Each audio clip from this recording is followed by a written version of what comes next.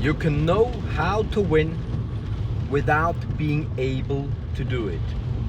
This is my favorite quote from The Art of War of Sun Tzu, and it's one of the most important informations about fighting that everybody should remember and understand. Knowing how to fight, knowing how to throw a punch, or even knowing how to throw a person, knowing how to defend a punch is of no use. You need to apply it. Even if you know how to execute the technique, even if you can execute the technique with a training partner, that's of very little use. Because the main aspect of a fight is not the physical. The main aspect is the mental part. So the main aspect of a fight is stress. It's stressing you out.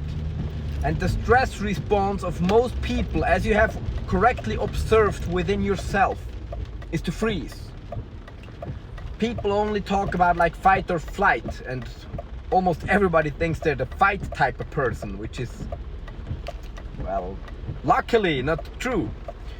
Most people are the freeze kind of person. When they are faced with a situation that scares them, they freeze. The only way to overcome this is to train the situation. So, in two ways.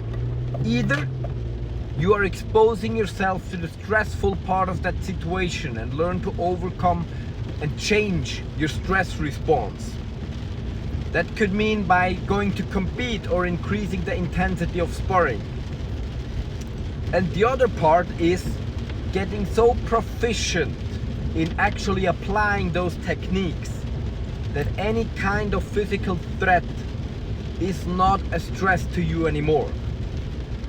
This is the point where I'm mostly at. So when I'm being threatened with a fight on the street, it just does not stress me actually. It's just like, why would you want to throw hands with me? It doesn't make any sense for you. There's no win for you here. So you just need to get proficient in it, and it's not enough to be proficient on a boxing bag, it's not enough to be proficient on the pads. You need to do sparring. So you need to get into that stressful situation so that the thought and the illusion of getting punched or getting attacked isn't of threatening nature to you anymore.